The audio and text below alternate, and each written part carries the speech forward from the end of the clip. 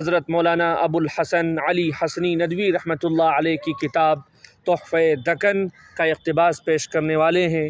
آپ اس کو بغور سماعت کیجئے اور اس سے اپنے علم میں اضافہ کیجئے، اس سے استفادہ کیجئے۔ سیرت و کردار کی تبدیلی کی ضرورت۔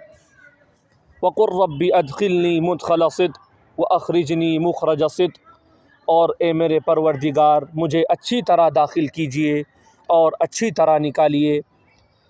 اصل چیز ہے سیرت و کردار، وہ طرز زندگی جو ایک سلطنت ہی نہیں بلکہ سلطنت سے بڑی چیز ہے، یعنی معرفت الہی، اللہ کے یہاں مقبولیت، نظر کی تاثیر اور خیر عام اور ہدایت اور رحمت الہی کا دروازہ کھولنے کا کام کرتی ہے۔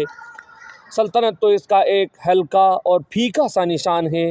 ایمانی سیرت وہ چیز ہے جو آفاق و انفس کی فتوحات عطا کرتی ہے اور وہ جہانگیری عطا کرتی ہے جس کے سامنے سلطنتیں بھی ہیچ ہیں۔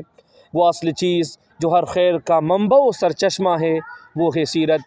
آگے مولانا کہتے ہیں کہ میں نے کسی موقع پر کہا تھا کہ ارادے اداروں کو پیدا کرتے ہیں، ادارے ارادوں کو پیدا نہیں کرتے۔ اصل چیز ہے صحیح ارادہ۔ جب صحیح ارادہ ہو جاتا ہے تو پھر سینکڑوں ادارے وجود میں آتے ہیں۔ ادارے جیتے ہیں، مرتے ہیں، پیدا ہوتے ہیں اور ختم ہو جاتے ہیں، لیکن ارادہ انسانی جب صحیح ہو جائے اور انسان کی نیت صحیح ہو جائے، انسان کی سیرت شریعت کے سانچے میں ڈھل جائے، انسان کے اعمال و تصرفات منشاء الہی کے تابع ہو جائیں، منشاء الہی کے سانچے میں ڈھل کر نکلیں، اور ذہن انسان کے اعمال و تصرفات منشاء الہی کے تابع ہو جائیں، منشاء الہی کے سانچے میں ڈھل کر نکلیں اور ذہن کا رخ صحیح ہو جائے، تو ہر بنے منہ سے صدا آئے وقر رب ادخلنی مدخل صدق واخرجنی مخرج صدق واجعل لی من لدنک سلطانا نصیرا۔ تو ان کے غلاموں کے قدموں کے نیچے قیصر و کسریٰ کے تاج آتے ہیں۔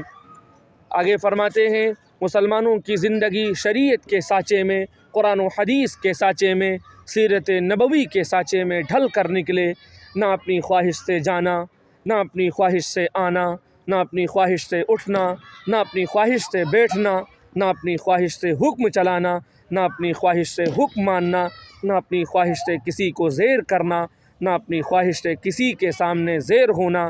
یہی ہے ادخلنی مدخل صدق واخرجنی مخرج صدق۔